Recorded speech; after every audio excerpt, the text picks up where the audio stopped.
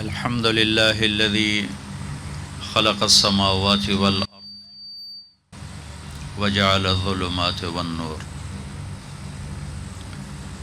الحمد لله الذي خلقنا أزواجا وجعل بيننا مودة ورحمة. الحمد لله الذي لا نحصي ثناء عليه وهو كما أثنى على نفسه. وأشهد أن لا إله إلا الله وحده لا شريك له وأشهد أن سيدنا ومولانا محمدا عبده ورسوله أرسله بالحق بشيرا ونذيرا وداعيا إلى الله بإذنه وسراجا منيرا. صلى الله تعالى عليه وعلى آله وعلى أصحابه وبارك وسلم تسليما كثيرا كثيرا.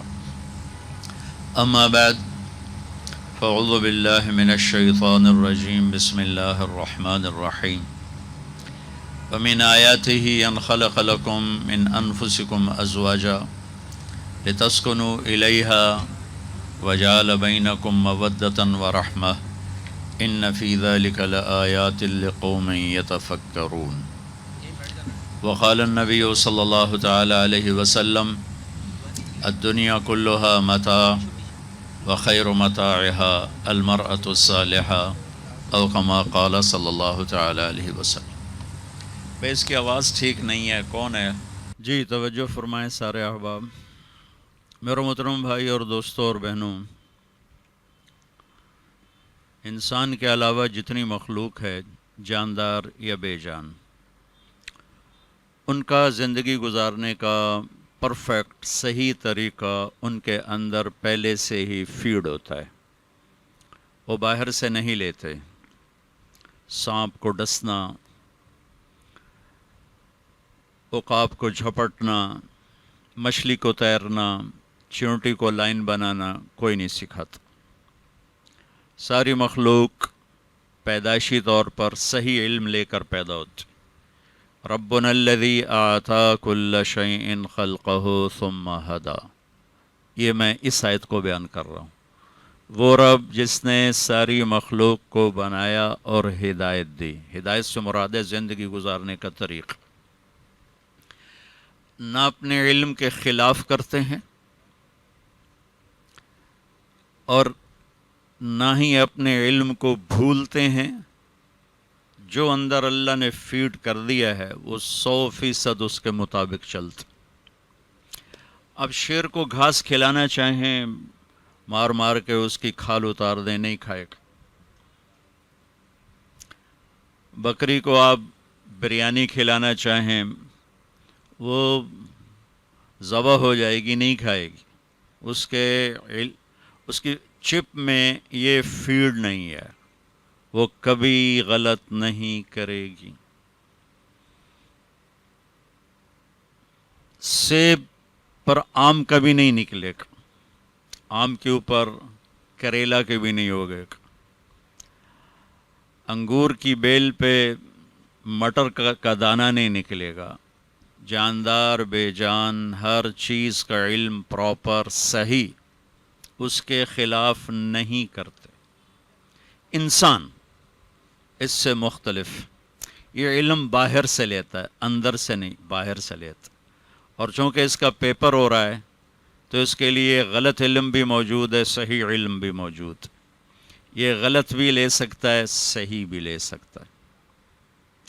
پھر صحیح لے کر بھی اپنے علم کے خلاف کر سکتا ہے. جانور میں یہ طاقت ہی نہیں، وہ کرتا ہی نہیں. انسان کر سکتا ہے. شوگر کے مریض کے سامنے مٹھائی رکھو، یہ شوقین صاحب کے آگے رکھو مٹھائی، میں نے خود ان کو کھاتے دیکھا. مثال دے رہا ہوں کہ چلو کسی مولانا کے آگے رکھ دو، کسی پیر صاحب کے آگے رکھو، کھائے گا. وہ پھر اندر سے اپنے آپ کو سیٹسفائی کرے گا، آج ادھی گولی زیادہ کھا لواں گی، کوئی گل نہیں. 1 کلومیٹر وادھو چل لواں گی، کوئی گل نہیں. یہ میں آپ کو مثال دے رہا ہوں. انسان اپنے علم کے خلاف کرنے کی طاقت رکھتا ہے، چاہے صحیح بھی ہو. ساری دنیا جانتی ہے جھوٹ لعنت ہے. جھوٹ بولنے والا کبھی نہیں کہتا کہ میں صحیح کام کر رہا ہوں. وہ کہتا ہے جی اس کے بغیر گزارا نہیں. بات تو غلط ہے پر اس کے بغیر گزارا نہیں. ملاوٹ کرنے والا کہتا ہے کہ میں صحیح کام کر رہا ہوں. وہ کہتا ہے غلط ہے، اس کے بغیر گزارا نہیں. تو یہ میں آپ کو چند مثالیں دے رہا ہوں. رشوت لینے والا کبھی نہیں کہتا حلال کھا رہا ہوں. سود کھانے والا کبھی نہیں کہتا میں حلال کھا رہا ہوں. شراب پینے والا، بدکاری کرنے والا کبھی نہیں کہتا میں ٹھیک کر رہا ہوں، یار غلط کر رہے ہیں. یہ میں آپ کو چند مثالیں دی ہیں کہ انسان اپنے علم کے خلاف بھی چلتا ہے، صحیح علم جانتے ہوئے بھی اس کو رد کرنے کی طاقت رکھتا ہے، اور صحیح بھی چل سکتا ہے. فَأَلْهَمَهَا فُجُورَهَا وَتَقْوَاهَا کہ میرے بندے تیرے اندر دو چپ لگائی ہیں، ایک غلط کو قبول کرتی، ایک صحیح کو قبول کرتی. تو چاہے تو صحیح بھی چل سکتا ہے، تو چاہے تو غلط بھی چل سکتا ہے. فَمَنْ شَاءَ فَلْيُؤْمِنْ وَمَنْ شَاءَ فَلْيَكْفُرْ چاہو تو کفر کا راستہ اختیار کرو، چاہو فرمانبرداری کا راستہ اختیار کرو. اِنَّا هَدَيْنَاهُ السَّبِيلَ إِمَّا شَاكِرًا وَإِمَّا كَفُورًا ہم نے تیرے سامنے راستے کھول دی ہیں، یہ صحیح راستہ ہے، یہ غلط راستہ ہے. ادھر چلو سڑک موجود ہے، ادھر چلو سڑک موجود ہے. پیچھے ایک سسٹم چل رہا ہے. وہ اللہ ہے جس نے اس کائنات کو پیدا کیا، جس نے مجھے پیدا کیا، آپ کو پیدا کیا، کسی کو مرد کسی کو عورت، کسی کی زبانیں مختلف، کسی کے لہجے مختلف، شکلیں مختلف. کیوں بنایا ہے اس کا سوال دنیا کے دانشور نہیں دے سکتے، کیونکہ جب کائنات بن رہی تھی ہم میں سے کوئی بھی نہیں تھا، اور کائنات باقی رہے گی ہم میں سے کوئی بھی نہیں رہے گا. تو لہٰذا ہم نہ اس کی ابتدا جانتے ہیں نہ انتہا جانتے ہیں. تو اس کے بارے میں ہم کیا فیصلہ کر سکتے ہیں؟ میں کیوں دنیا میں آیا ہوں، میری منزل کیا ہے، میں اپنے عقل سے تلاشی نہیں کر سکتا، کیونکہ میرے بننے میں میری ذات کو دخل ہی کوئی نہیں. یہ سید زادے پیدا ہوئے، میں راجپوت پیدا ہوا، تو اس میں میری یا ان کی چوائس کا کیا دخل ہے؟ یہ اللہ کا انتخاب ہے، اللہ کا اختیار ہے. وَجَعَلْنَاكُمْ شُعُوبًا وَقَبَائِلَ تو لہٰذا اللہ کی طرف ہی لوٹنا پڑے گا کہ وہ کیا کہتا ہے، کہ اس نے یہ ساری کائنات کس لیے بنائی، مجھے کیوں بنایا، موت میرے پیچھے کیوں لگا دی. ہم تو اچھے طریقے سے لوگوں کو زمین میں سپرد خاک کرتے ہیں، جو آگ میں جلتا لوگ دیکھ رہے ہیں کس طرح سارا وجود بھسم ہو کے خاک ہو جاتا ہے، راکھ بن جاتا ہے. مختلف طریقے ہیں. تو یہ سارا کیوں ہے؟ اتنے بڑے کاروبار، اتنے بڑے گھروں سے اٹھ کر 4 ہاتھ قبر میں جانے کو کس کا جی چاہتا ہے؟ تو جھونپڑے سے اٹھ کے کوئی نہیں مرنا چاہتا، تو ایسے گھروں سے کون موت چاہے گا کہ اٹھائے اور مجھے جا کے قبر میں ڈال دیا جائے، اور یہ آنکھ بند ہوتی ہے اور ہر شے پرائی ہو جاتی ہے. تو یہ سب کیا ہے؟ اس کا جواب اللہ کے سوا کوئی نہیں دے سکتا جس نے اس کو پیدا کیا. ما خلقناہم الا بالحق اتنی بات اللہ نے کہہ دی کہ بیکار پیدا نہیں کیا. ما خلقنا السماوات والارض وما بینہما باطل بیکار نہیں. پھر اللہ نے مجھے کہا افحسبتم انما خلقناکم عبثا کیا خیال ہے تمہیں بھی میں نے بیکار پیدا کیا ہے؟ اچھا اب کیوں پیدا کیا ہے اس کا جواب بھی اللہ ہی دیتا ہے. وما خلقت الجن والانس الا لیعبدون اس لیے پیدا کیا ہے کہ میری مان کے آ جاؤ میرے پاس. زندگی موت کو کیوں پیدا کیا ہے؟ خلق الموت والحیات لیبلوکم ایکم احسن عملا زندگی موت کا سلسلہ اس لیے چلایا ہے کہ ہم دیکھیں گے کہ تم میں مجھے کون راضی کرتا ہے، اپنے عمل کو خوبصورت کون بناتا ہے، اور یہ سکوں اور کے پیچھے دوڑ کون لگاتا ہے، اور کرسیوں کے پیچھے کون اپنی غیرت کے، ایمان کے، عزت کے سودے کرتا ہے. کہ یہ ایک دن فیصلہ ہے، یہ فیصلے کی جگہ نہیں ہے، وہ آگے اللہ نے رکھی ہے. یہ کائنات کو امتحان کے لیے بنایا ہے، اور فیصلہ میرے مالک نے آگے چل کے رکھا ہے. اگر یہ جزا سزا کا جہان ہوتا تو میرے نبی کی اولاد ذبح ہو کے نیزوں پہ نہ چڑھتے اور یزید جیسے تخت پہ نہ بیٹھے ہوتے.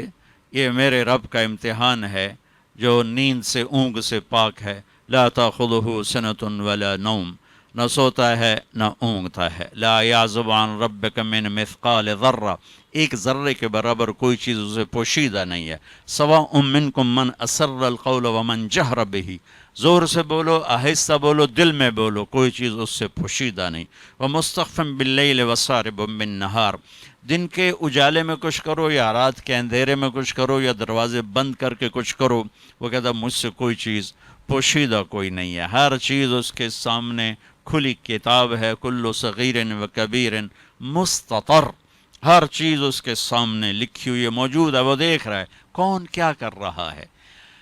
یہاں اس نے مجھے دونوں راستے دے دیے ہیں اور پھر آگے بلا کر فیصلہ کرے گا۔ زندگی گزارنے کا وہ طریقہ جس پر اللہ راضی ہو جائے اور زندگی سکھی گزرے، مالدار کی بھی غریب کی بھی، اس کا نام ہے اسلام۔ ان الدین عند اللہ الاسلام، اور اس کو لے کر آئے جناب رسول اللہ صلی اللہ تبارک و تعالی علیہ وسلم، اللہ کے آخری پیغمبر، آخری کتاب، آخری دین، آخری مذہب۔ اختم بکتابہم الکتب وبدینہم الادیان وبشریعتہم الشرائع، اس نبی پر دین مکمل، کتاب مکمل، شریعت مکمل، مذہب مکمل۔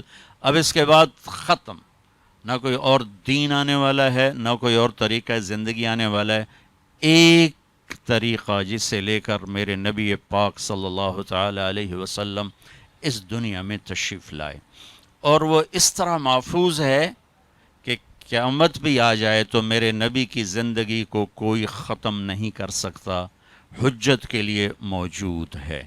قرآن موجود ہے، کوئی نہیں مٹا سکا، نہ آئندہ کوئی مٹا سکے گا۔ میرے نبی کی زندگی موجود ہے، کوئی نہیں مٹا سکا، نہ آئندہ کوئی مٹا سکے گا۔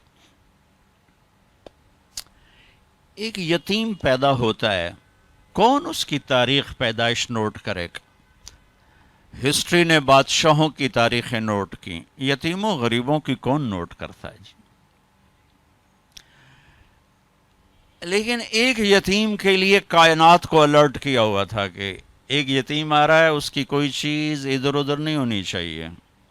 مجھے اپنی تاریخ پیدائش کے پورے فگر یاد ہوں یا نہ ہوں، لیکن میرے نبی کی ساری تاریخ، ہسٹری ایک یتیم کے گھر میں پیدا۔ دودھ پلانے والیاں چھوڑ کے چلی گئیں، ہمیں مزدوری کون دے گا دودھ پلانے کی، بھائی ہمیں نہیں چاہیے۔ ایک چھوٹی سی آپ کو مثال دے رہا ہوں کہ کیسے میرے رب نے اپنے حبیب کی زندگی کو محفوظ کیا۔ 22 اپریل 571 عیسوی،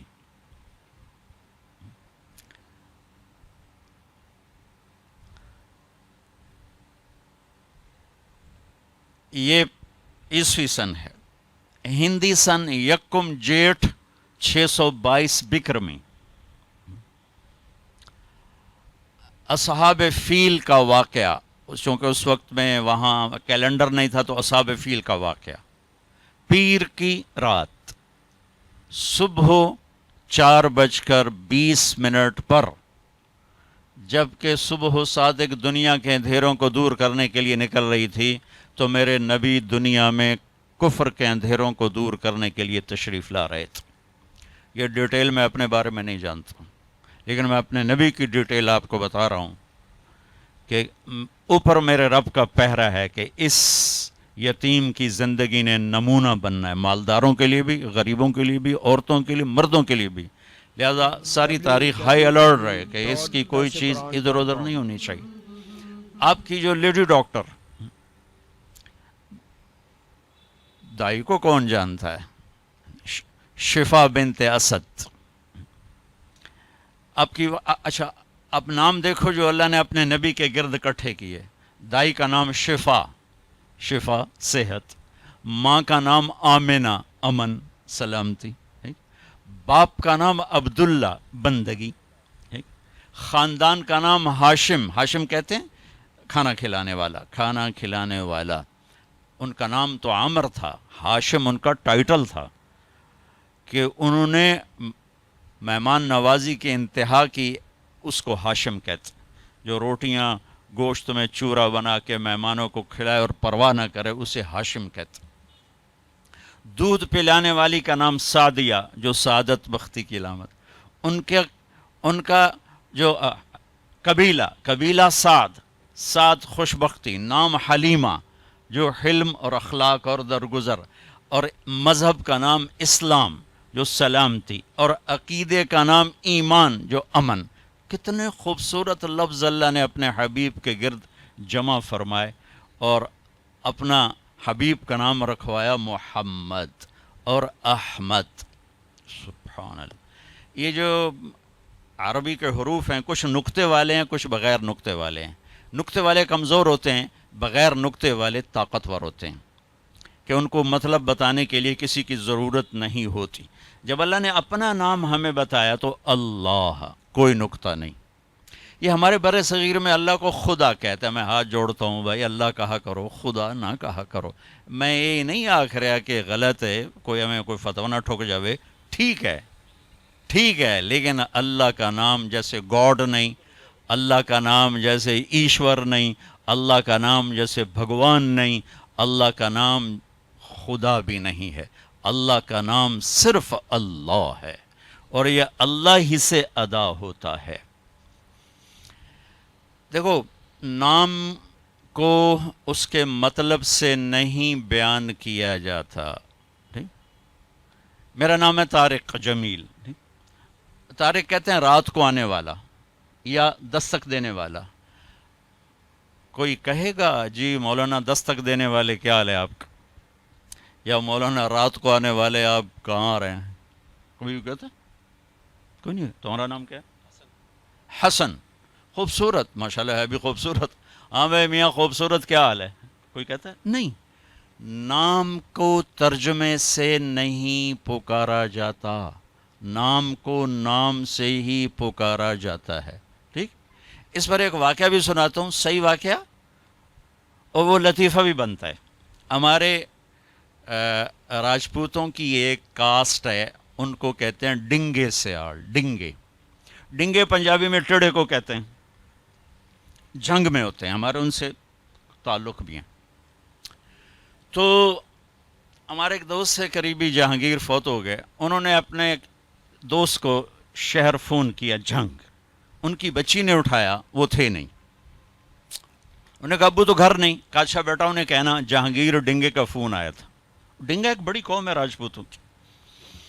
تو وہ تھوڑی دیر بعد وہ ان کے دوست کا فون آیا ہنستے ہوئے کہ بھائی آج تو بڑا لطیفہ ہوا، میری بیٹی نے تمہارا فون سنا تھا، تو جب میں گھر آیا تو وہ کہہ رہی تھی ابو جہانگیر ٹیڑے کا فون آیا تھا۔ تو ہم نے بھی اللہ کے ساتھ کچھ ایسا ہی کیا ہوا ہے۔ اور یہ جو میمن گجراتی، یہ تو خدا میں یہ خدا کہتے ہیں، یہ خواہ کو بھی کھا بنا دیتے ہیں۔ تو بھائیو، اللہ کو اللہ کہا کرو۔ اللہ صرف اللہ سے ادا ہوتا ہے اور کسی سے ادا نہیں ہوتا۔ پھر جب اللہ نے اپنے نبی کا نام بنایا تو محمد، کوئی نقطے والا حرف نہیں۔ پھر دوسرا نام بنایا احمد، کوئی نقطے والا حرف نہیں۔ پھر ایک اور مناسبت، لفظ اللہ میں 4 حرف ہیں، محمد میں 4 حرف ہیں، احمد میں 4 حرف ہیں۔ اللہ 4 جمع محمد 4 جمع احمد 4، کتنے ہو گئے؟ 12۔ جب اللہ نے کلمہ توحید اور رسالت جوڑا، لا الہ الا اللہ توحید، محمد رسول اللہ رسالت، تو لا الہ الا اللہ 12 حرف ہیں اور محمد رسول اللہ بھی 12 حرف ہیں۔ یہ ترازو اور میزان ہے میرے اللہ کا جو اس نے قائم کیا۔ پھر کسی نبی کے نام میں رسالت کا معنی نہیں پایا جاتا، کسی نے۔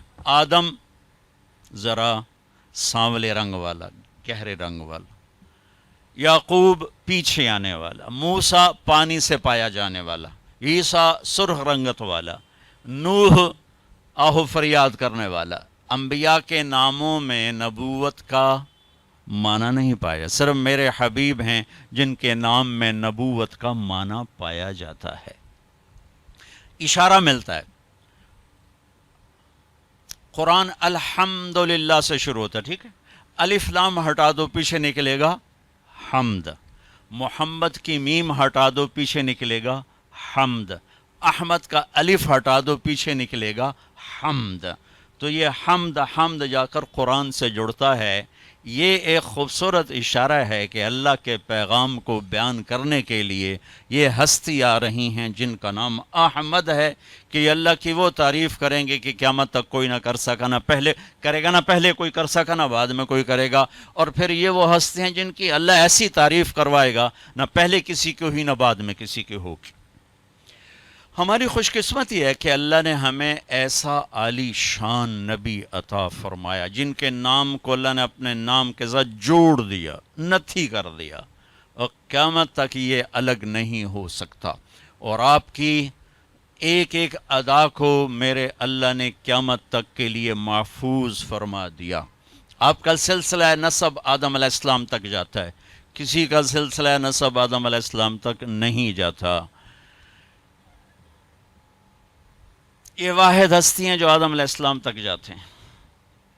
محمد بن عبداللہ بن عبد المطلب بن ہاشم بن عبد مناف بن قصی بن کلاب بن مرہ بن کعب بن لوی بن غالب بن فہر بن مالک بن نضر بن کنانہ بن خزیمہ بن مدرکہ بن الیاس بن مضر بن نزار بن معد بن عدنان بن اود بن حمیسہ بن سلامان بن عوس بن بوز بن قموال بن ابی بن عوام بن ناشد بن حذا بن بلداس بن یدلاف بن طابق بن جاحم بن ناحش بن ماخی بن عیفی بن عبقر بن عبید بن الدعاء بن حمدان بن سنبر بن یثربی بن یحزن بن یلحن بن ارعوا بن عیذی بن زیشان بن عیسر بن اقناد بن ایہام بن مقصر بن ناحد بن زارب بن سمی بن مزی بن عوض بن عرام بن قیدار بن اسماعیل بن ابراہیم بن آذر بن ناحور بن سروج بن رعو بن فائج بن عابر بن افقشاد بن سام بن نوح بن لامک بن متوشالے بن ادریس بن یرد بن ملحل ایل بن قینان بن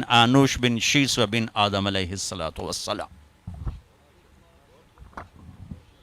یہ واحد ہستی ہیں جن کا سلسلہ نسب وہاں تک جاتا ہے۔ میرے نبی نے فرمایا میرے باپ عبداللہ سے آدم کسی سے بدکاری نہیں ہوئی، کسی سے بدکاری نہیں ہوئی، سب پاک دامن۔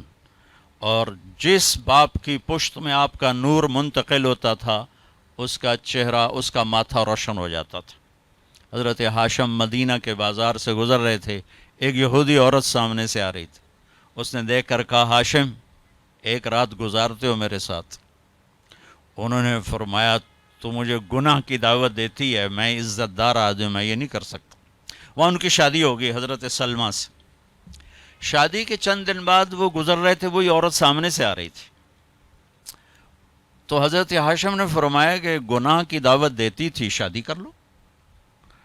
تو اس نے ایسے دیکھا اور کہا کہ ہاشم مجھے غلط نہ سمجھنا، میں عزت دار پاک دامن عورت ہوں، تیرے ماتھے پہ آخری نبی کا نور تھا، میرا جی چاہا کہ وہ مجھے مل جائے، لیکن وہ سلمہ کا نصیب تھا، وہ لے کے۔ تو اس طرح آپ جس پشت میں جاتے تھے اس کا ماتھا روشن ہو جاتا۔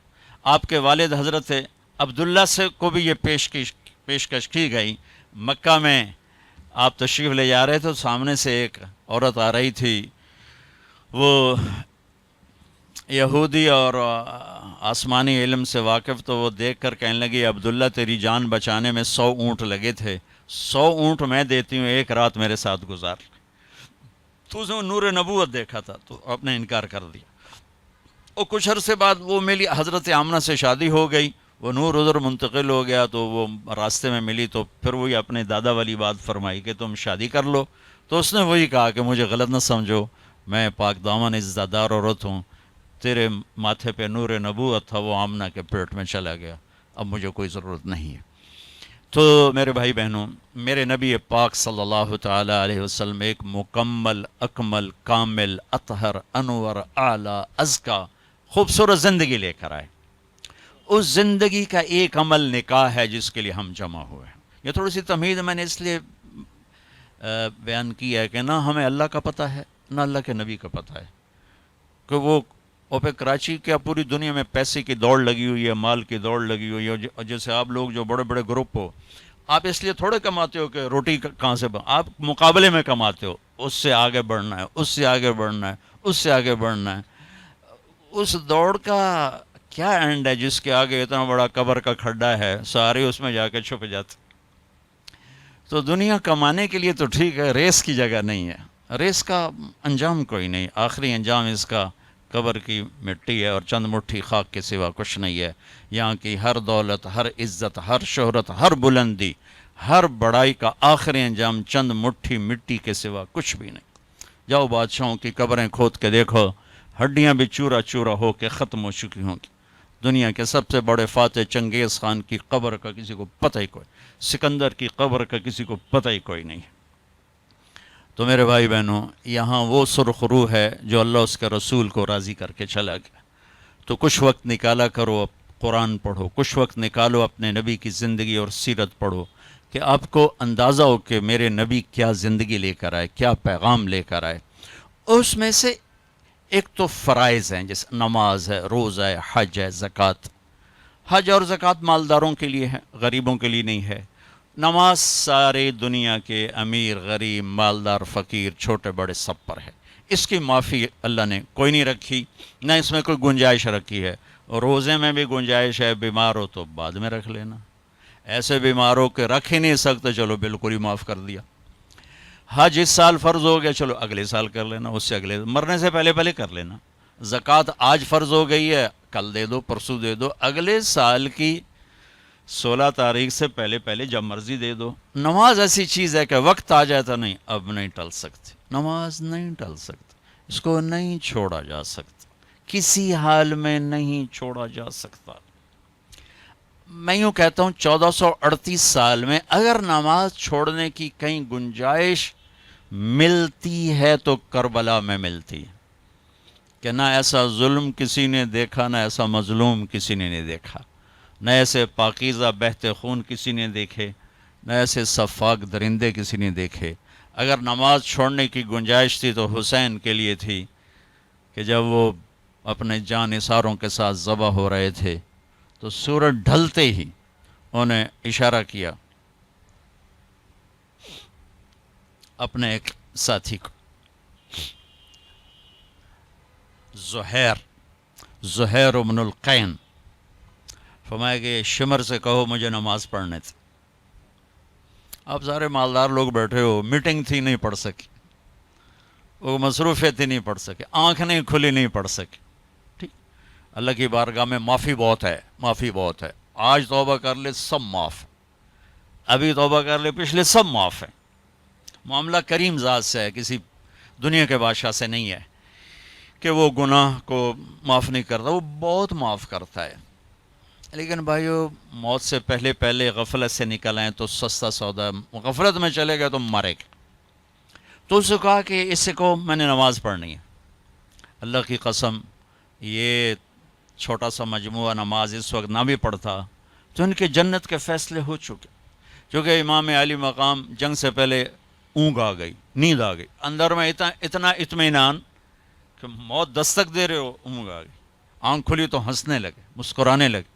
تو بہن نے پوچھا یہ کون سا مسکرانے کا وقت؟ حضرت زینب فرمان لگے اللہ کا نبی کی زیارت ہوئی، کہہ رہے ہیں بیٹا میں لینے کے لیے آ چکا، میں لینے کے لیے آ چکا۔ تو اب یہ نماز نہ پڑھتے تو کیا مسئلہ تھا؟ لیکن امت کے لیے پیغام ادھورا رہ جاتا کہ چھوڑی جا سکتی، چھوڑی جا سکتی نہیں، یہ نہیں چھوڑ سکتی۔ تو انہوں نے شمر سے کہا بھائی نماز پڑھنی ہے، تھوڑا جنگ روکو۔ تو شمر نے کہا کہ جنگ نہیں روکے گی، پڑھو یا نہ پڑھو۔ تو انہوں نے واپس آ کر عرض کیا کہ وہ کہہ رہے ہیں کہ جنگ نہیں روکے گی۔ تو پھر وہ کہتے چلو ٹھیک، اللہ کے حوالے۔ انہوں نے فرمایا نہیں، پھر نماز نہیں چھوٹے گی، آدھے ان سے جنگ کرو، آدھے نماز پڑھو۔ کتنے رہ گئے تھے ظہر تک؟ 50-55 باقی رہ گئے تھے، کہ آدھے جنگ کرو، آدھے نماز پڑھو۔ آدھوں کو سامنے کھڑا کیا، آدھوں نے نماز پڑھی۔ پھر جو سامنے تھے انہوں نے جا کے نماز پڑھی، انہوں نے جا کے جنگ کی۔ اور یہ 1438 سال کی منفرد نماز ہے، نہ پہلے پڑھی گئی نہ بعد میں پڑھی جائے گی۔ اور یہ وہ نماز ہے جو سب کے لیے ایک حجت تمام ہے۔ جی ٹائم نہیں لبا جی، ویلے کوئی نہ سے جی، اپنی زبان کی میں بات کر رہا ہوں، ٹائم نہیں لبا جی، ویلے کوئی نہ سے جی، میٹنگ ہی لمبی ہو گئی جی۔ تو بھائیو، یہ نہ سادات کو معاف ہے، معاف ہوتی تو سب سے پہلے حسین کی معافی ہوتی، میں کہا نہیں سجدہ دوں گا چاہے میرے سر اتار دو، سجدہ دیا جائے۔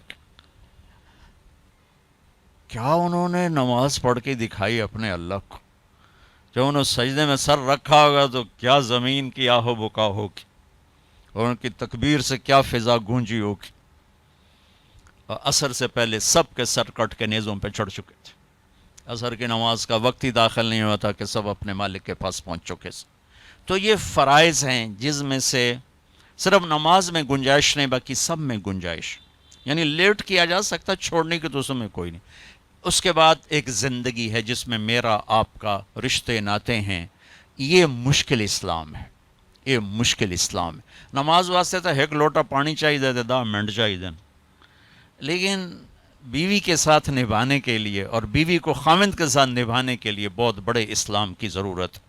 دکان پہ بیٹھ کر سچ بولنے کے لیے بہت بڑے اسلام کی ضرورت ہے، تولتے ہوئے صحیح تولنے کے لیے بہت بڑے اسلام کی ضرورت ہے، وعدہ کر کے وعدے پر جمنے کے لیے بہت بڑے اسلام کی ضرورت ہے، دھوکے سے بچنے کے لیے بہت بڑے اسلام کی ضرورت ہے، سود سے بچنے کے لیے بہت بڑے اسلام کی ضرورت ہے، جھوٹ سے بچنے کے لیے بہت بڑے اسلام کی ضرورت ہے۔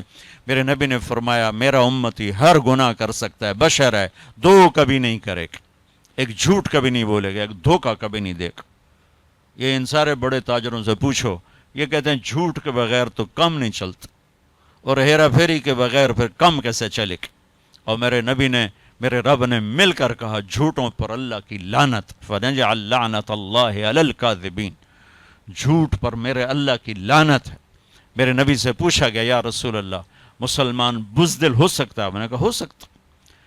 پھر پوچھا گیا بخیل ہو سکتا ہے؟ میں نے کہا ہو سکتا۔ پھر پوچھا گیا جھوٹ بول سکتا ہے؟ میں نے جھوٹ نہیں بول سکتا، جھوٹ نہیں بول سکتا۔ میرے نبی وضو فرما رہے تھے، وضو فرما، اور صحابہ وضو کا پانی ہاتھوں پہ لے رہے تھے، نیچے نہیں گرنے دے رہے تھے۔ کوئی پی رہا تھا، کوئی منہ پہ مل رہا تھا، کوئی ہاتھوں پہ، کوئی سینے پہ۔ تو ہمیں کہا ما یحملکم علی ھذا، یہ کیوں کر رہے ہو؟ کہ حبا للہ ولرسولہ، کہ یا رسول اللہ اس کے رسول کی محبت میں۔ آپ نے کہا سچی محبت بتاؤں کیا ہوتی ہے؟ سچی محبت بتاؤں کیا ہوتی ہے؟ من سرہ ان یحب اللہ ورسولہ ویحبہ اللہ ورسولہ۔ پھر میں تمہیں بتاؤں کہ مجھ سے اور میرے اللہ سے سچا پیار کرنے والا کون ہے؟ جس سے میں بھی پیار کرتا ہوں، میرا رب بھی پیار کرتا ہے، جان بین سے۔ کیوں جی بتائیں؟ کہ فَلْيَصْدُقِ الْحَدِيثَ إِذَا حَدَّثَ، وہ جھوٹ کبھی نہیں بولتا، وہ جھوٹ کبھی نہیں بولتا۔ جو مجھ سے اور میرے رب سے پیار کرتا ہے، جس سے میں اور میرا رب پیار کرتے ہیں، وہ جھوٹ کبھی نہیں بولتا، ہمیشہ سچ بولتا۔ فَلْيُؤَدِّ الْأَمَانَةَ إِذَا تُؤْمِنَ، وہ کبھی کسی کو دھوکہ نہیں دیتا، وہ امانت دار ہوتا ہے، کسی کو دھوکہ نہیں دیتا، کسی کو دھوکہ نہیں دیتا۔ جو مجھ سے پیار کرتا ہے میرے رب سے پیار کرتا ہے، جس سے میں پیار کرتا ہوں میرا رب پیار کرتا ہے، وہ کسی کو دھوکہ نہیں دیتا۔ فَلْيُحْسِنْ جِوَارَ مَنْ جَاوَرَ، وہ پڑوسی سے اچھا سلوک کرتا ہے، چاہے اپنا ہو، چاہے پرایا ہو، چاہے مسلم ہو، چاہے غیر مسلم ہو، وہ پڑوسی کے ساتھ حسن سلوک کرتا ہے۔ یہ 3 کام کرنے والا مجھ سے اور میرے رب سے پیار کرنے والا ہے، اور اس سے میں اور میرا رب بھی پیار کرنے والے ہیں۔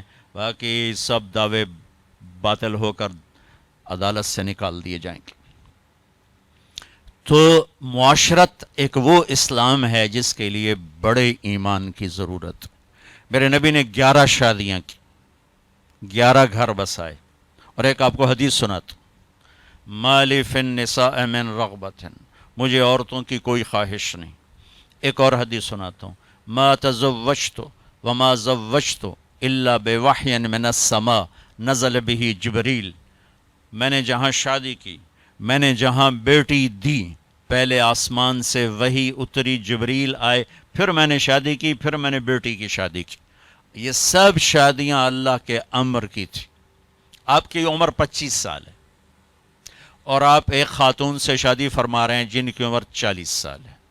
ان کی ایک منگنی ٹوٹی ہے ورقہ بن نوفل کے ساتھ، چچا زاد بھائی تھے ورقہ بن نوفل، منگنی ہوئی ٹوٹ گئی، یہ بھی ایک عیب بن جاتا ہے۔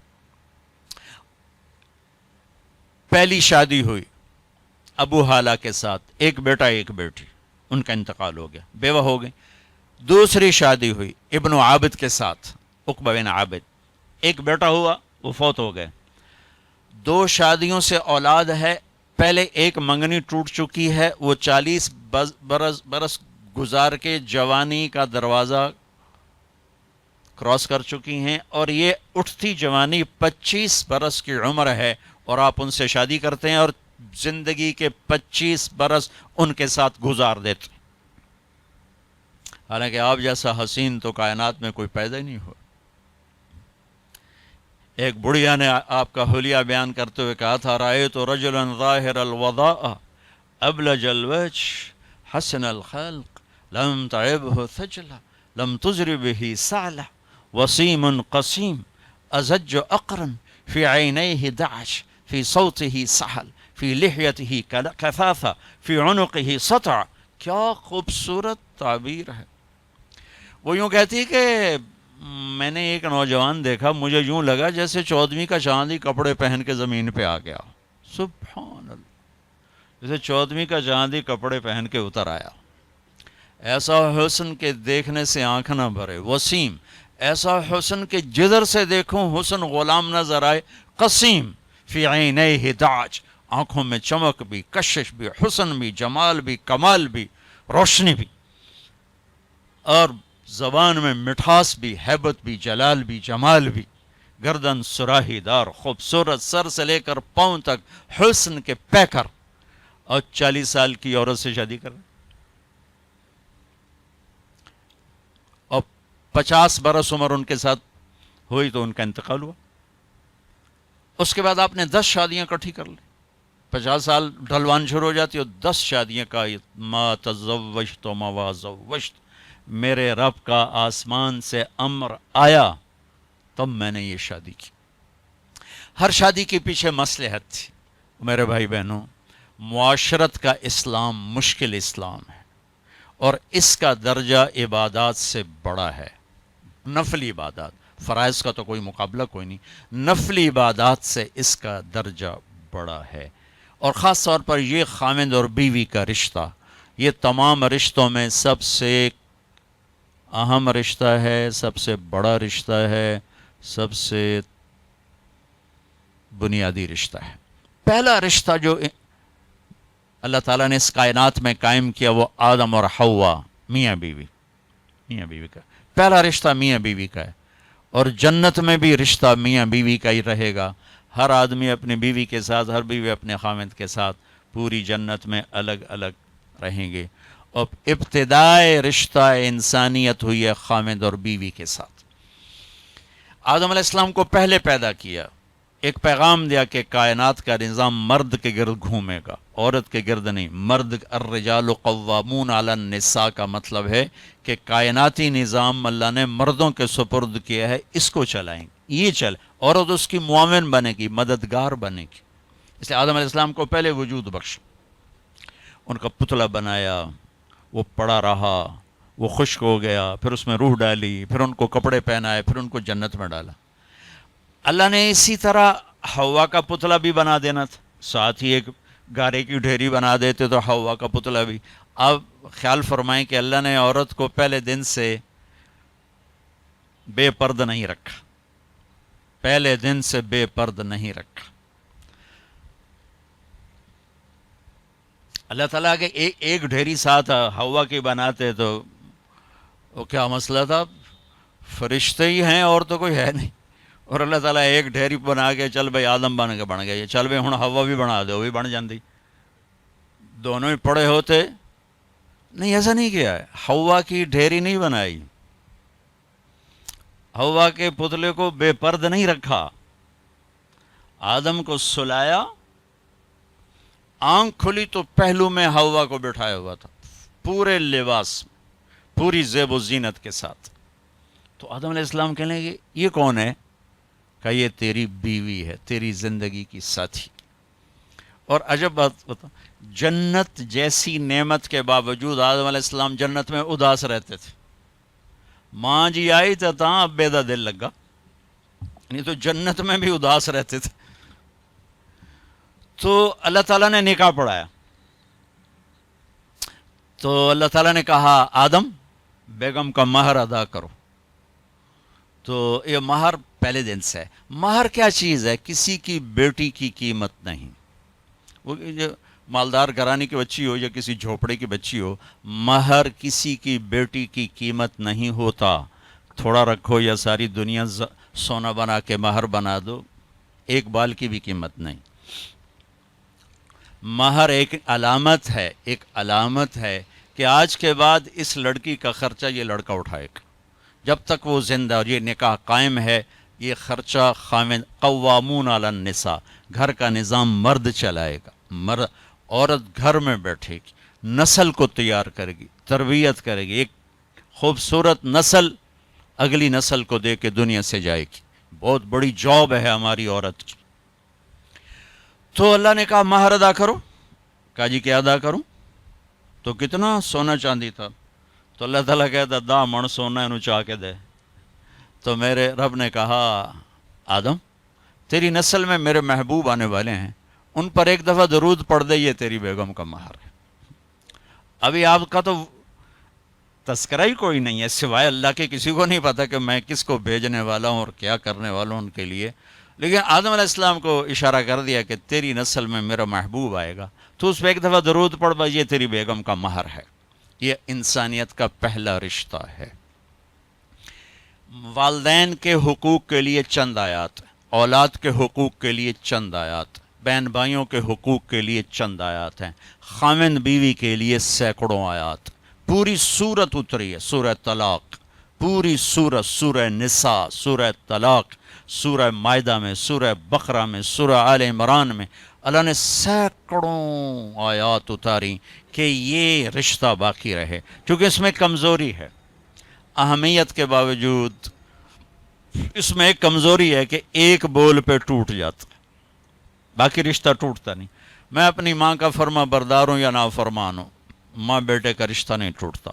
باپ کا باغی ہوں یا باپ کا خدمت گزار ہوں، یہ رشتہ نہیں ٹوٹتا. بھائی سے لڑا ہوا ہوں یا صلح ہے، یہ رشتہ نہیں ٹوٹتا. لیکن خاوند اور بیوی کا رشتہ ایک بول پہ ٹوٹ جاتا.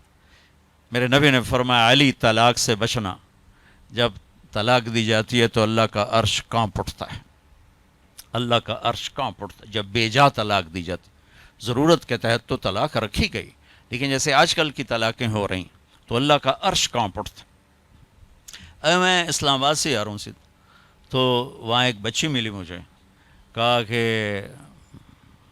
مجھے طلاق ہو گئی کہ سسرال والوں کا تیرے ابے گڈی تو دیتی کوئی نہیں، چل واپس. اور خود وہ ڈاکٹر ہے جی، طلاق ہو گئی. تو اس طرح جب ظلم و ستم ہوتا ہے تو پھر اللہ کا عرش کانپ اٹھتا ہے. تو یہ رشتہ کیسے گزارنا ہے کہ زندگی خوبصورت ہو جائے. چونکہ میری بات سن لیں غور سے، آپ مالدار لوگ بیٹھے ہیں، پیسے سے آپ زندگی کو خوبصورت نہیں بنا سکتے. گھر خوبصورت بنا سکتے ہیں، گاڑی خوبصورت لے سکتے ہیں، زیور خوبصورت خرید سکتے ہیں. زندگی کی خوبصورتی کا تعلق ان چیزوں سے نہیں ہے. زندگی کی خوبصورتی صرف میرے نبی کی غلامی میں ہے. نبی پاک صلی اللہ علیہ وسلم ایک پاکیزہ زندگی لے کر آئے. جو اس کے پیچھے چلے گا اس کی زندگی میں حسن آئے گا، جمال آئے گا، کمال آئے گا، باقی ویرانیوں کے سوا کچھ بھی نہیں. تو میرے نبی نے 11 گھر آباد کیے ہمیں زندگی سکھانے کے لیے. عورت مظلوم تھی ہر دور میں، آج بھی ہے اور پہلے بھی تھی. کہیں عورت بھی ظالم ہوتی ہے، میں کوئی صرف ان کا وکیل صفائی بن کے بات نہیں کر رہا ہوں، لیکن جو معاشرے میں ہے وہ بات کر رہا ہوں کہ عام طور پہ دیہات ہو، شہر ہو، اور ہمارے یورپ کی عورت تو بڑی بیچاری مظلوم ہے. نہ وہ ماں ہے، نہ بیٹی ہے، نہ بیوی ہے، نہ بہن ہے، کچھ بھی نہیں. ایک ٹیشو پیپر ہے جو استعمال کے اٹھا کے پھینکتی، استعمال کے اٹھا کے پھینکتی.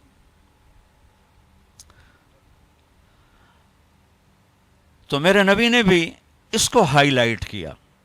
آپ تو شریعت لے کر آئے تھے، آپ نے زیادہ اس کو ہائی لائٹ کیا.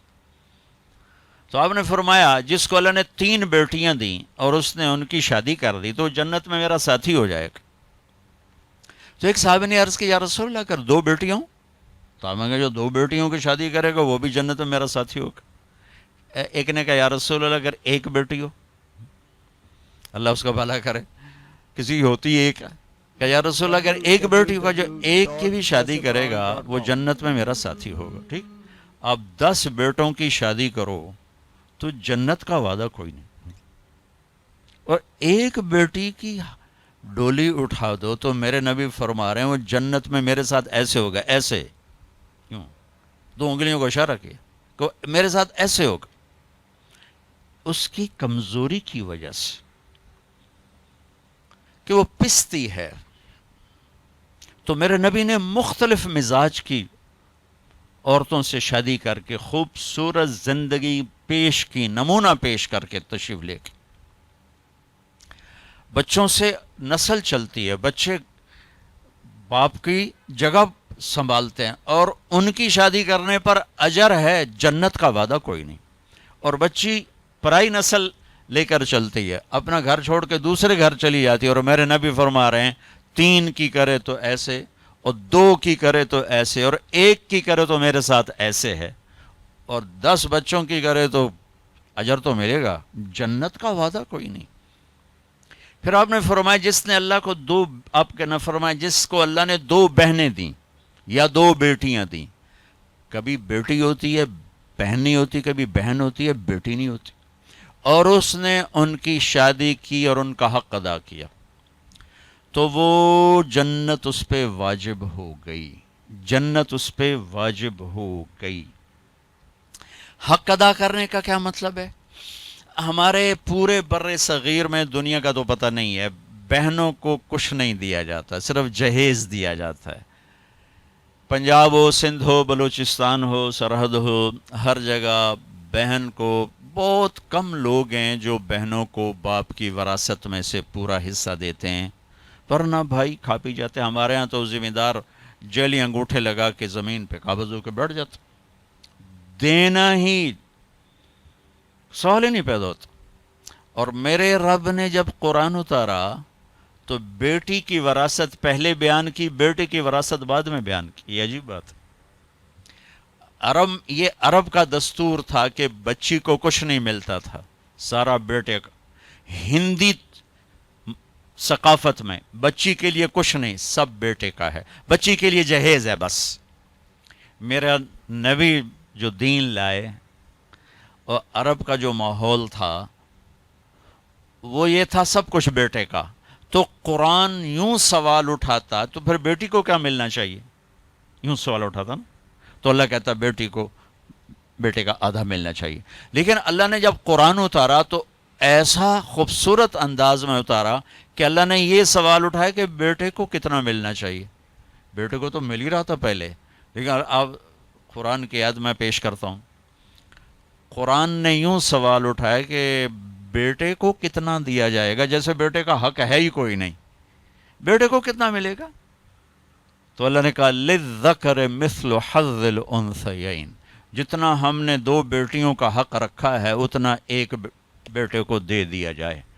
حالانکہ ماحول کے مطابق ہونا چاہیے تھا جتنا ہم نے بیٹے کا حق رکھا اس کا آدھا بیٹی کو دے دیا جائے.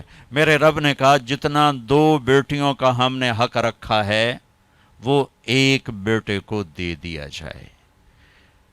پورے عرب کی تہذیب پر ہتھوڑا چلایا کہ جس پیٹ سے بچہ نکلا اسی سے تو بیٹی نکلی، جس چھاتی کا دودھ بیٹے نے پیا اسی کا تو بہن نے پیا ہے، اسی کا تو بیٹی نے پیا ہے. جس چھت کے نیچے بچہ پروان چڑھا اسی کے نیچے تو بچی پروان چڑھی، جس گود میں بیٹا پروان چڑھا اسی گود میں تو بیٹی کھیل کے پروان چڑھی. اور دوسرے گھر جا کر تم نے اس کا حق اڑا دیا. چور چوری کرے تو پکڑ کے تھانے دیتے ہو، یہ جو سارے بھائی چور بیٹھے ہیں ان کو پکڑ کے تھانے کیوں نہیں دیتے ہو؟ جنہوں نے اللہ کی شریعت کو یوں مذاق اڑا کے رکھ دیا. میں ریمنڈ جب پڑھتا تھا تو میں اپنے استاد صاحب جن سے میں نے قرآن کی تفسیر پڑھی ان کے لیے شہد کی بوتل لے کر گئے. 10 روپے کی شہد کی بوتل اپنے باغ سے میں نے اتروایا. میں نے پیش کیا کہ استاد جی آپ کے لیے شہد لایا ہوں. کہنے لگے کہاں سے لائے ہو؟ میں نے کہا جی میرے اپنے باغ کا ہے. اب آپ سوال پہ غور کرنا. فرمایا تیرے باپ نے اپنی بہنوں کو وراثت میں سے حصہ دیا تھا؟ تیرے باپ نے اپنی بہنوں کو تمہارے دادا کی وراثت میں سے حصہ دیا تھا؟ میں نے کہا جی اللہ کا بڑا شکر ہے میرے باپ کی بہن ہی کوئی نہیں تھی، جے ہوندی تا کدی نہ دین دے۔ کون دیندا ہے؟ جے ہوندی تا کدی نہ دین دے۔ میں نے کہا جی شکر ہے، دو ہی بھائی تھے، انہی کی ساری زمین ہے، وراثت ہے، میرے ابے کی بہن ہی کوئی۔ اچھا تو تیرے دادا نے اپنی بہنوں کو حصہ دیا تھا؟ میں کہا میں جمیا ہی کوئی نہ ہوں، میرے کو کی پوچھی جانتے ہو دادے دیتا ہے کہ نہیں دیتا؟ اتنی ریسرچ کے بعد ایک 10 روپے کی شہد کی بوتل مجھ سے قبول فرمائی۔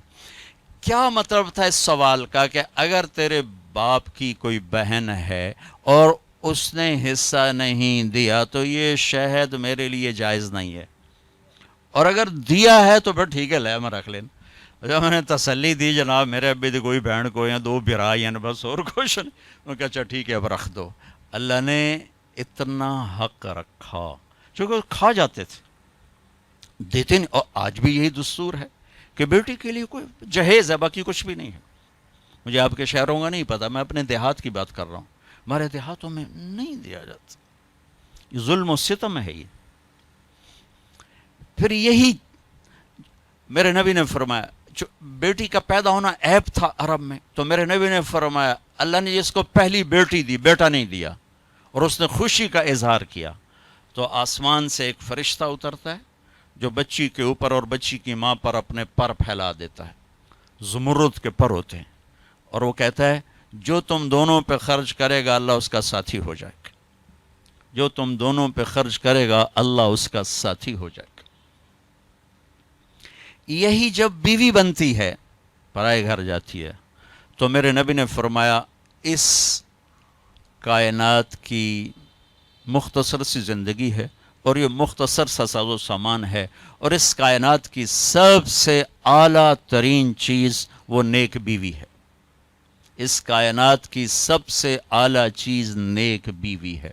اور آپ نے فرمایا خیرکم خیرکم لأہلہ، اعلیٰ درجے کا مسلمان وہ ہے جو بیوی سے حسن سلوک کرتا ہو۔ اور پھر آپ نے فرمایا انا خیرکم لأہلی، اور میں تم سب میں سب سے زیادہ اپنی بیویوں کے ساتھ حسن سلوک کرتا ہوں۔ میں ایک حدیث چند دن پہلے پڑھی، حیران ہو گیا کہ کیا دلداری ہے اپنی بیگم کی۔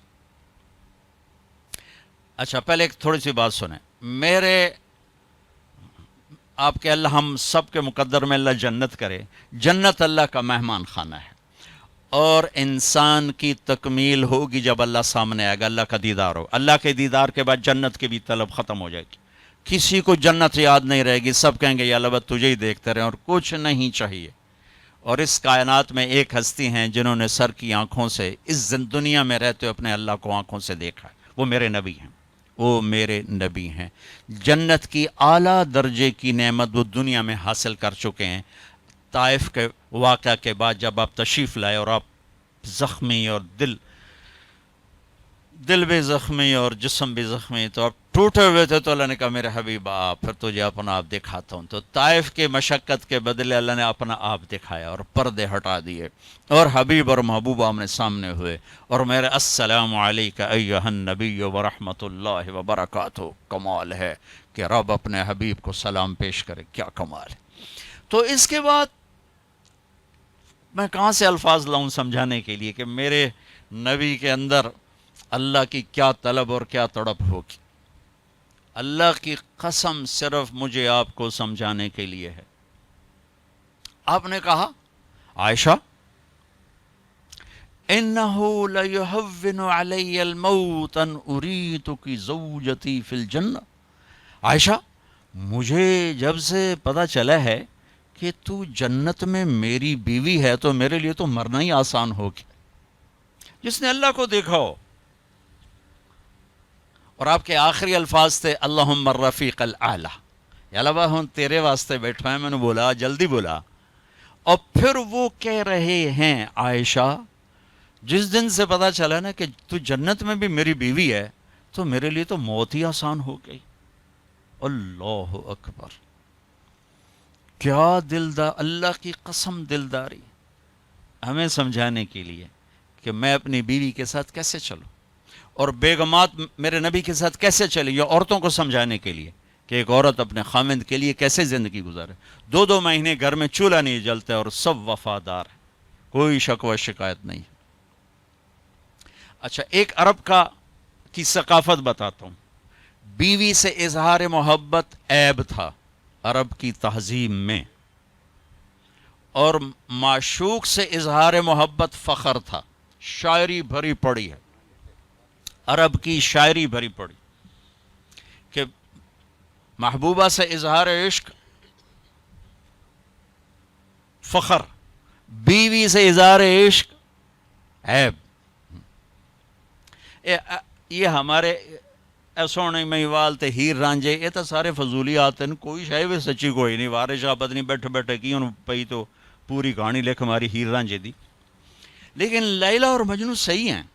مجنو کا نام توبہ تھا، توبہ ابن السمہ، اور لیلا کا نام لیلا ہی تھا، لیلا الخیلیہ، عراق کا یہ قبیلہ تھا.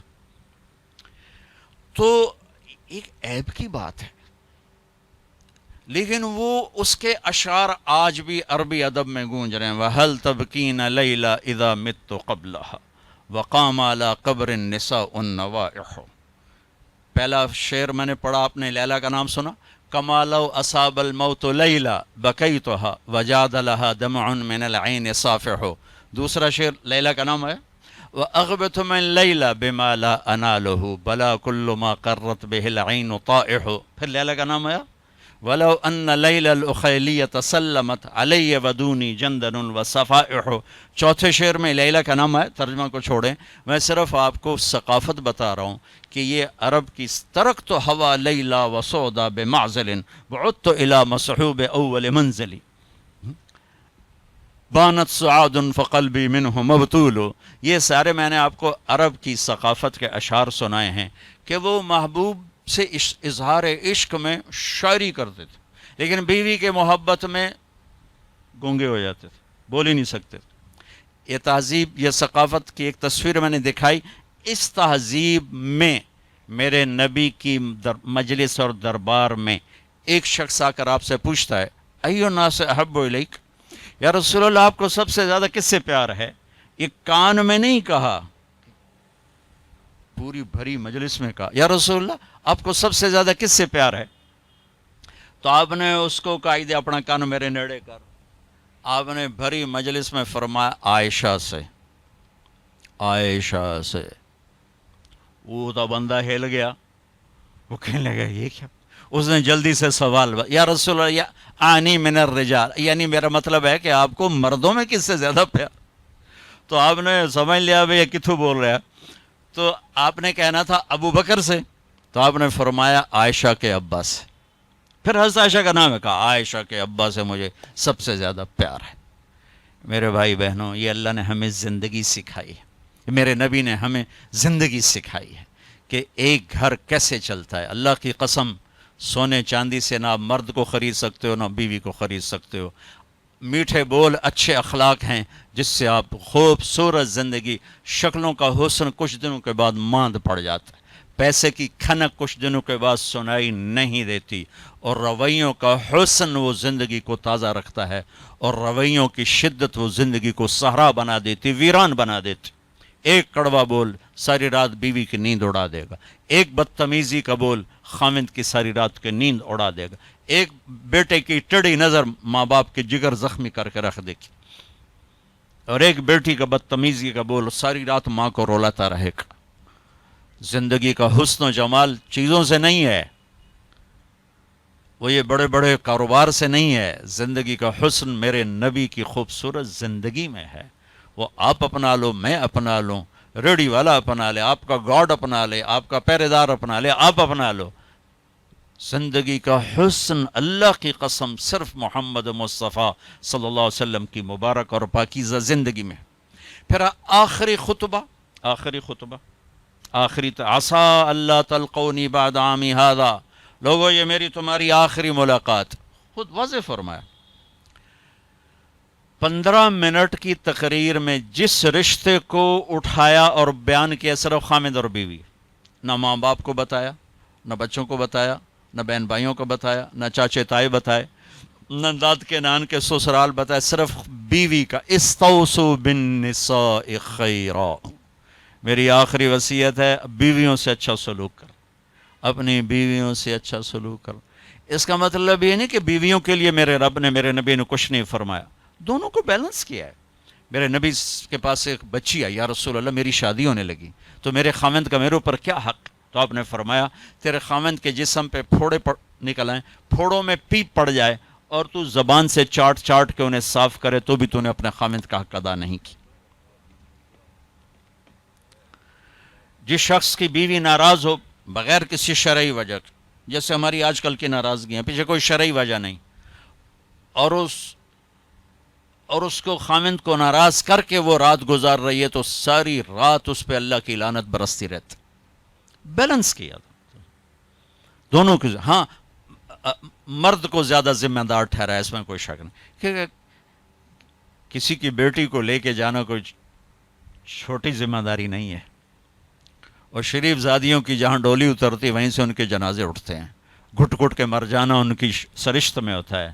طلاق ہمارے یہاں ایک لعنت ہے کہ گزارا نہیں ہوتا تو بھی کر گزارا، نہیں ہوتا کر گزارا۔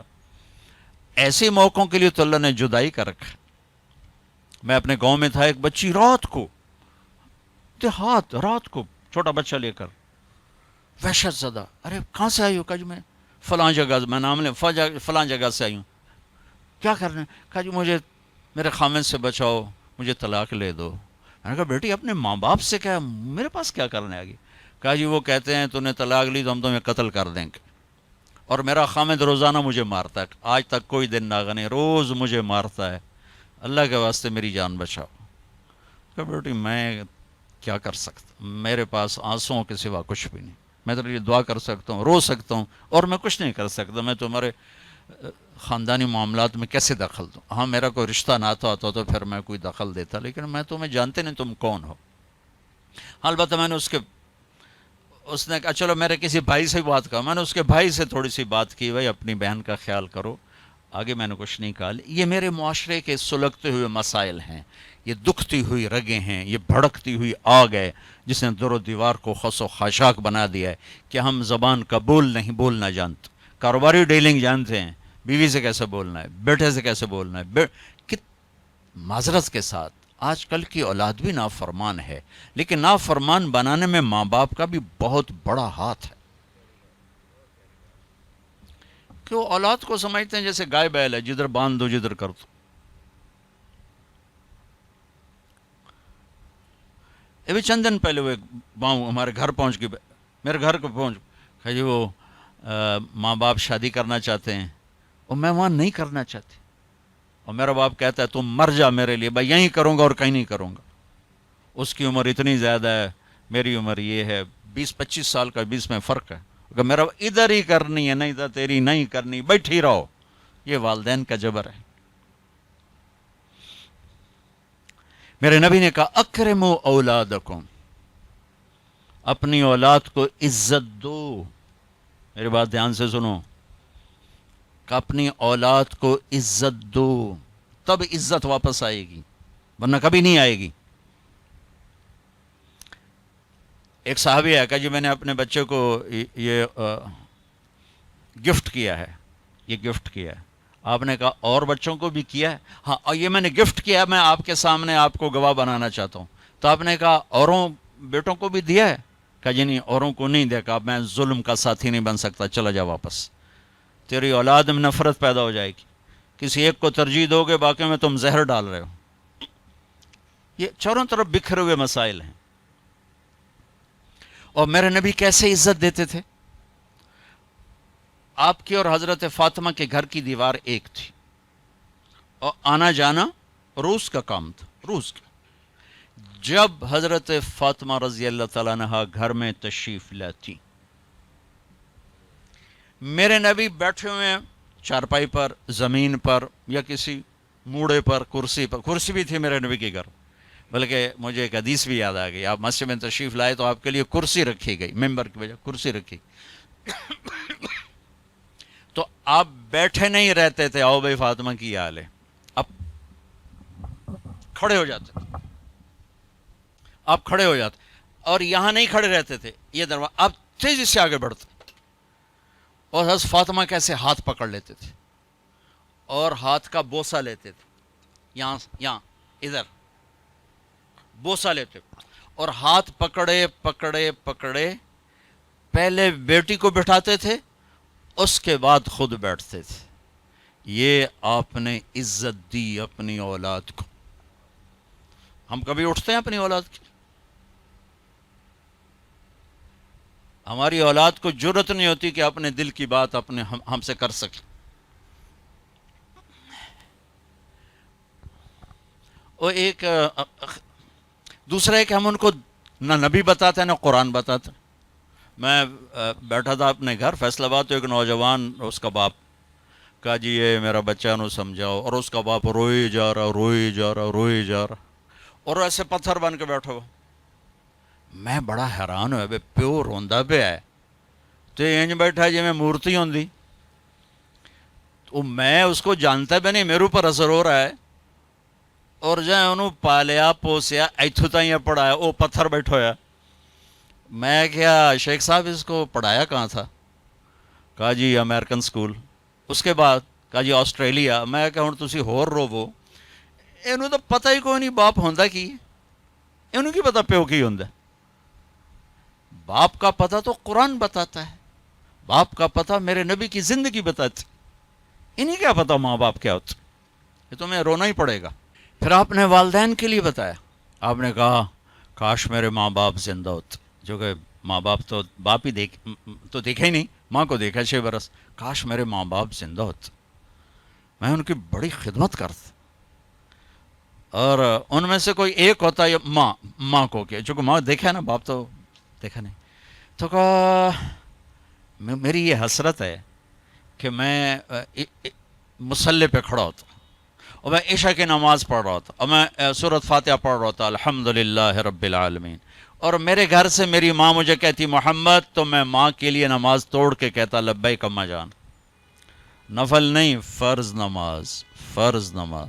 میں کہتا اماں جی لبیک، میں حاضر ہوں. یہ آپ نے اپنی ماں کے لیے تمنا کا اظہار کی. اور پھر جب آپ حج پہ تشریف لے گئے، ماں کا انتقال ہوا تھا 6 برس کی عمر، آپ جا رہے ہیں 63 برس کی عمر میں، 57 برس کا فاصلہ ہے. 7 دن بعد آنسو نکالنا بھی چاہو تو نہیں نکلتے. 57 برس گزر چکے ہیں، اور آپ حج کے لیے نکلے ہیں مدینہ سے 26 ذوالقعدہ اتوار کے دن. 25 کو نکلے آپ مدینہ سے بروز ہفتہ، اور ٹھہرے ذوالحلیفہ، اور اتوار کو چلے، اور پھر آپ 4 کی رات کو مکہ پہنچے. بیچ میں 1 یا 2 کو آپ ابوا پہنچے، جہاں آپ کی والدہ ماجدہ انتقال فرما گئی تھیں. جب آپ مدینے سے واپس آ رہی تھیں تو 3 افراد تھے، ایک ماں، ایک ام ایمن، وہ ماں ہیں انہوں نے دودھ پلایا، ایک آپ کی ذات مبارک. اور ابوا کے پہاڑوں میں آ کر زندگی ہار گئی. میں وہاں گیا، میں نے زیارت کی. میری زندگی سفروں میں گزری، پر ایسے ہی جذبات میرے کہیں نہیں بنے جب میں وہاں کھڑا دیکھ رہا تھا چاروں طرف سن 2000 میں کہ واہ میرے رب، جن دی خاطر تو دنیا بنا چھڑی ہو دی ماں نو ایتھے چایا، تو ابھی 6 سال دی عمر. ہوئے ہوئے ہوئے ہوئے ہوئے کیا گزری اس بچے پر، جس کے آنسوں پہنچنے کے لیے نہ باپ ہے، نہ بہن ہے، نہ بھائی ہے، نہ چاچا، نہ دادا. نوکروں سے کہاں تسلی، وہ تو نوکرانی تھی. چلو اللہ 4 دن روک لیتا تو مدینے میں موت آتی، تو ادھر بھی رشتہ دار موجود ہیں. 4 دن پہلے نکال دیتا تو مکے پہنچ جاتی، وہاں موت آتی تو وہاں بھی موجود ہے. یہ کیا سٹ بنایا کہ جنگل میں ماں کو موت دی 25 سال کی عمر. میں ہر دفعہ روتا ہوں جب میں یہ قصہ سناتا ہوں. میں ہزاروں دفعہ 2000 سے سنا رہا ہوں، 17 سال ہو گئے سناتے ہوئے، لیکن میرے آنسو نہیں تھمتے کہ میں وہاں پہنچ جاتا.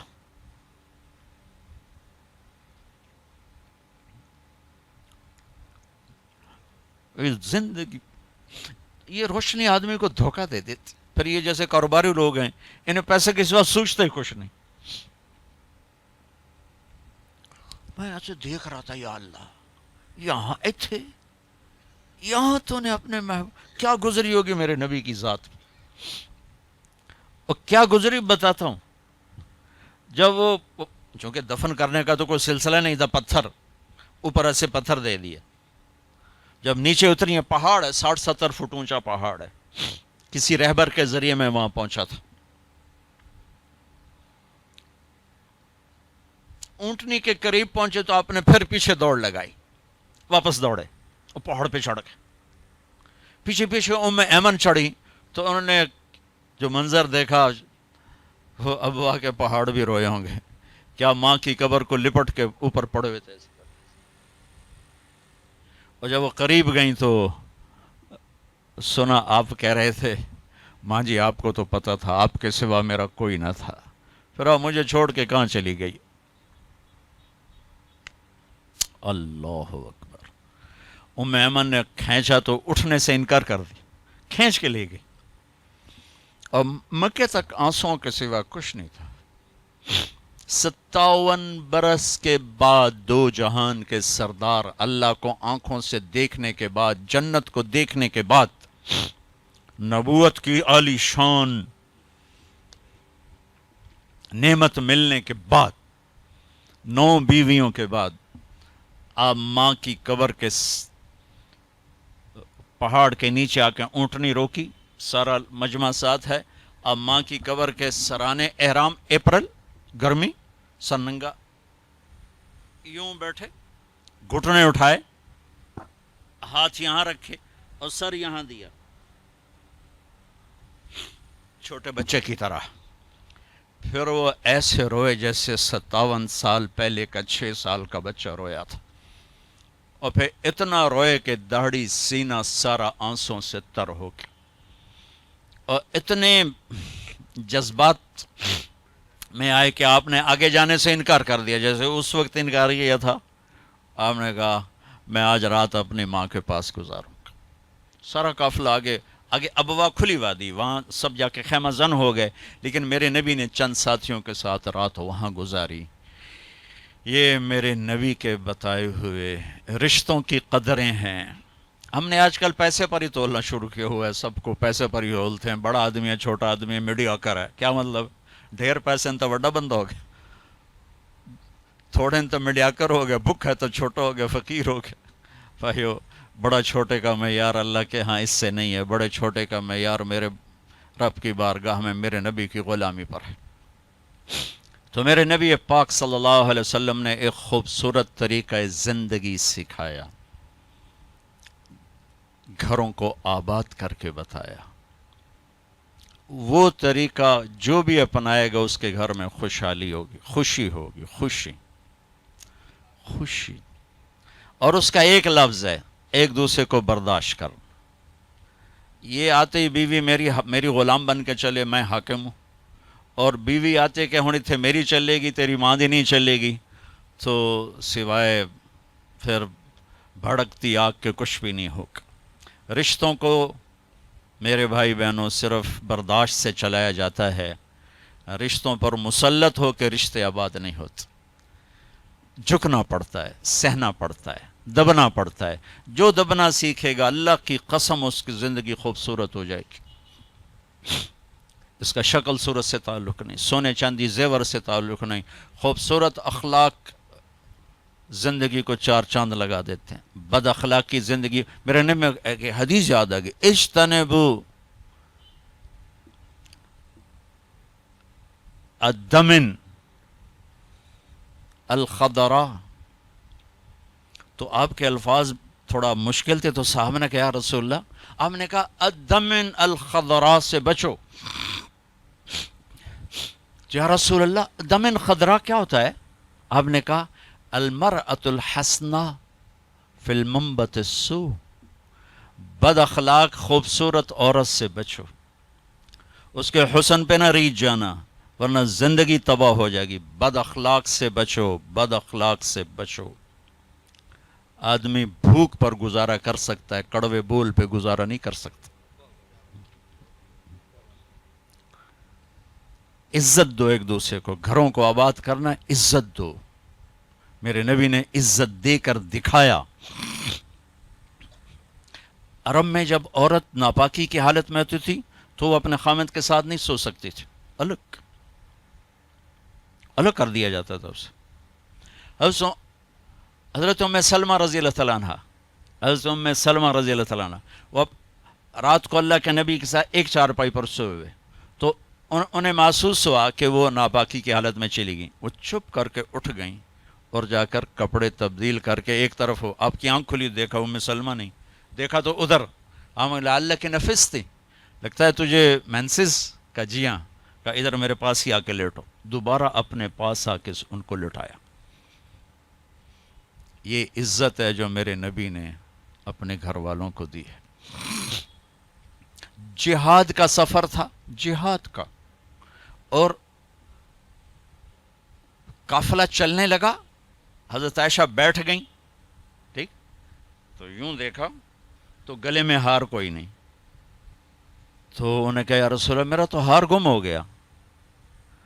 تو آپ کہتے تجھے ہار کی پڑی، ادھر جہاد کا سفر ہے، چل.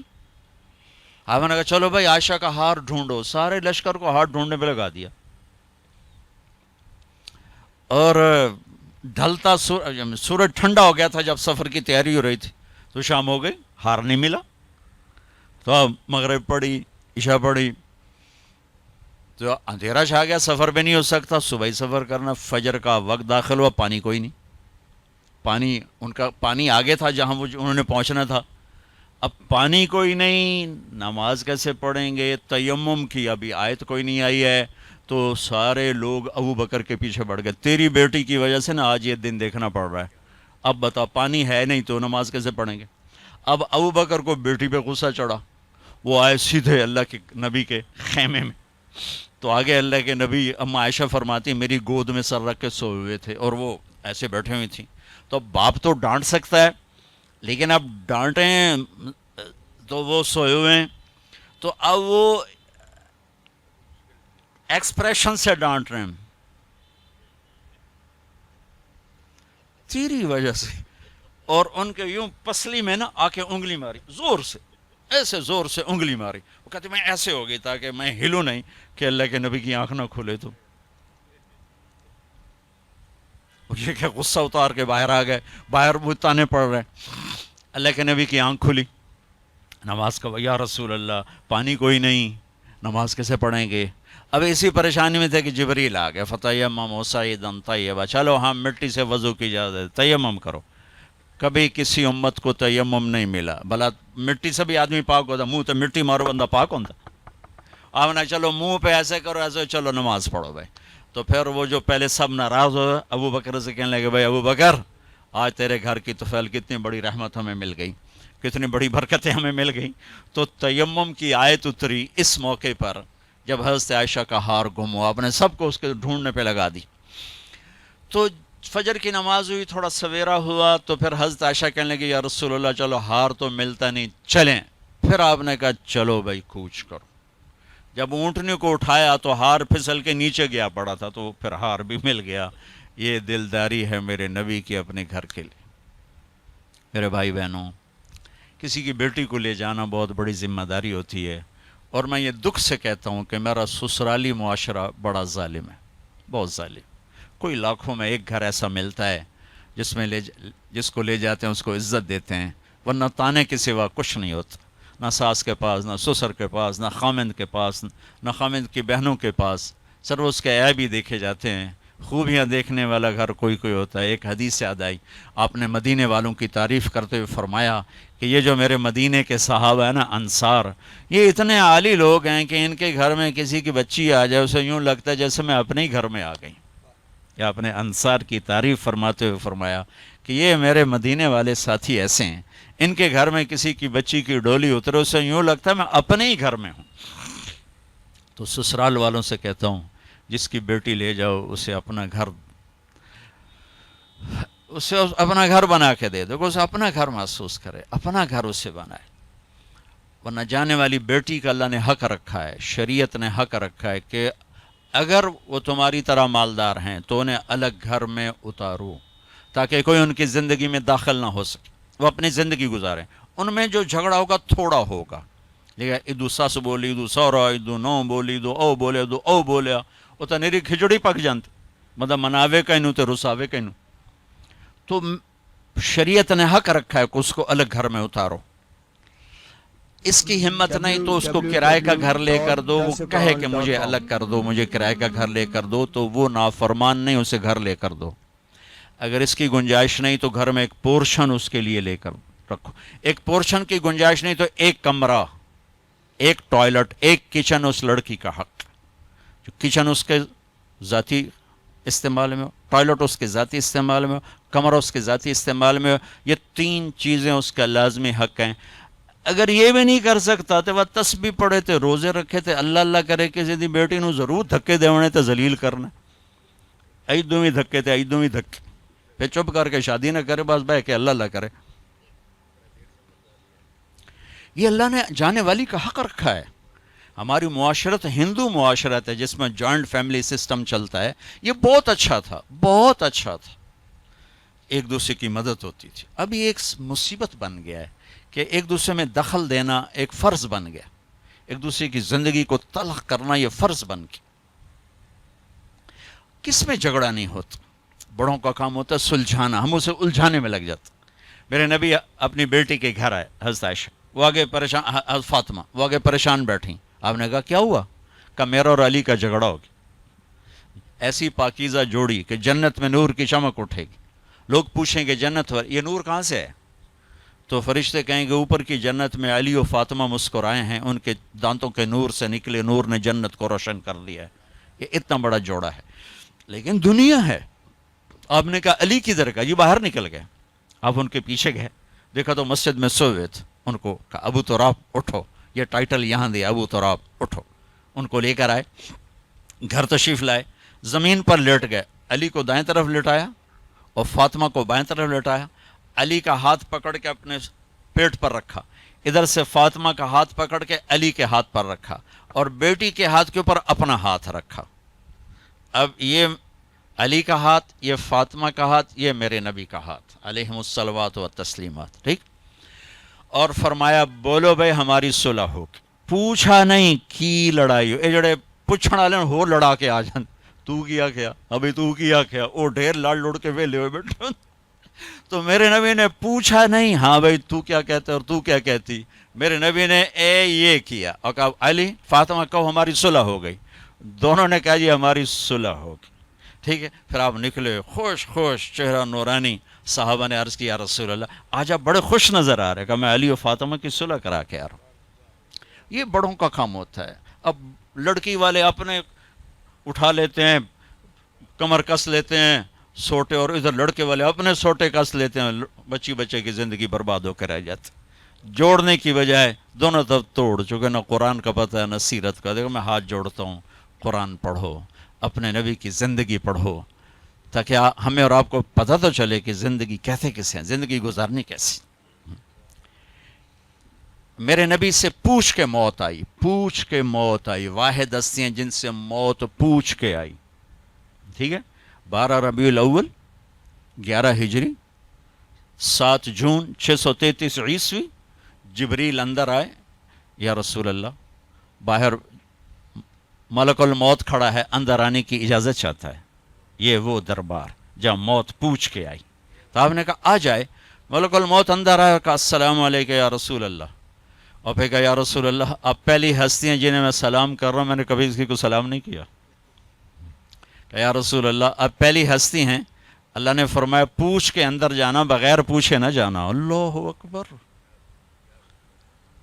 پوچھے گا اللہ ہم میں سے کسی سے. یا رسول اللہ اللہ نے فرمایا آنا چاہیں تو لے آنا, رہنا چاہیں تو چھوڑ کے آ جانا. ٹھیک ہو. اچھا آپ کیسے تھے؟ اما عائشہ ایسے بیٹھی اور آپ اما عائشہ کے سینے پر سر رکھ یہ کیفیت کا. تو آپ فرماتے اچھا ٹھیک ہے, میں اٹھتا ہوں, میں وضو کرتا ہوں, 2 نفل شروع کرتا ہوں, جب میں سجدے میں جاؤں میری جان نکال لینا. ہم دعائیں میں یا اللہ سجدے کی موت عطا فرما. کتنے لوگ ہیں دعائیں کرتے ہیں یا اللہ نماز پڑھ رہے ہیں موت آ جائے, سجدے میں سر ہو موت آ جائے. کتنی ہم تمنا, میں خود دعا مانگتا ہوں. تو آپ کہتے کہ تم ٹھہرو میں وضو کر لوں, جب میں سجدے میں سر رکھوں میری جان نکال لینا. آپ نے اپنی بیگم کے سینے پر سر رکھے ہوئے ہی موت کو قبول کیا کہ یہیں نکالو، یہیں نکالو، وہیں لیٹے لیٹے۔ اس لیے میری ماں حضرت عائشہ فرماتی تھی میرے نبی میرے سینے اور ٹھوڑی کے درمیان اللہ کے پاس حاضر ہوئے، مات فی سحری و نحری۔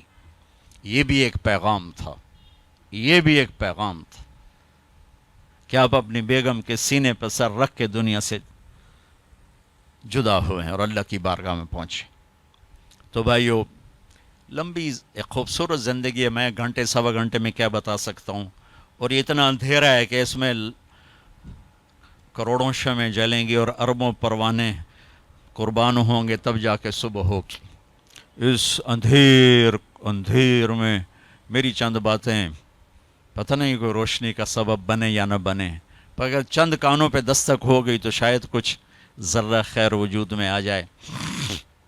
بھائیو، اپنے نبی کی زندگی سیکھو، اپنے نبی کی زندگی کے مطابق چلنے ڈھلنے کی کوشش کرو۔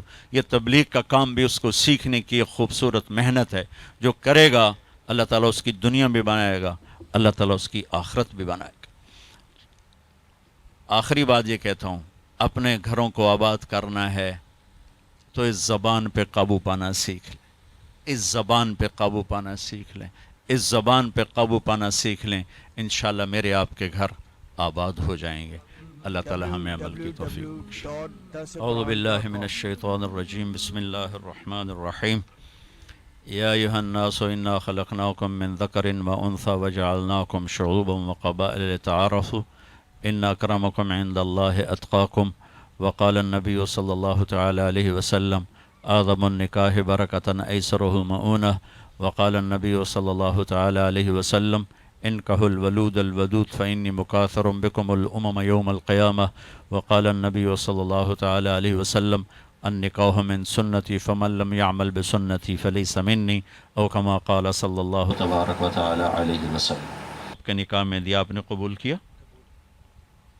اللہم اصلح جدہم واجمع شملہم وبارک علیہم واخرج منہم ذریۃ صالحہ، اللہم الف بین قلوبہم واصلحہم واصلح ذات بینہم، اللہم الف بین قلوبہم واصلحہم واصلح ذات بینہم، اللہم الف بین قلوبہم واصلحہم واصلح ذات بینہم، اللہم اصلح جدہم واجمع شملہم وبارک علیہم واخرج منہم ذریۃ صالحہ۔ یا اللہ ان بچے کی زندگی کو آباد فرما، خوشحال فرما، نہال فرما، نبوت والے اخلاق اس بچے کو بھی عطا فرما، بچی کو بھی عطا فرما، حسن سلوک، حسن کلام اور حسن اخلاق کے زیور سے آراستہ فرما، دونوں خاندانوں کی قربت کا ذریعہ بنا، آپس کی محبتوں کو زیادہ ہونے کا ذریعہ بنا، نیک اولاد صالح اولاد کے وجود میں آنے کا ذریعہ بنا، اور سب کی بچیوں کو یا اللہ اپنے گھروں میں آباد فرما، اور سب کے یا اللہ جو آپس میں لڑائی جھگڑیں انہیں صلح میں تبدیل فرما، محبت میں تبدیل فرما، رنجشیں دور فرما، گلے دور فرما، آپس میں پیار محبت کی فضا قائم فرما، اور نفرتوں کی فضا کو میرے دیش سے مٹا دے، پوری دنیا سے مٹا دے۔ یا اللہ اپنے محبوب کے طفیل یا اللہ تو اس مبارک تقریب کو قبول فرما، وصلی اللہ تعالی نبی الکریم، آمین۔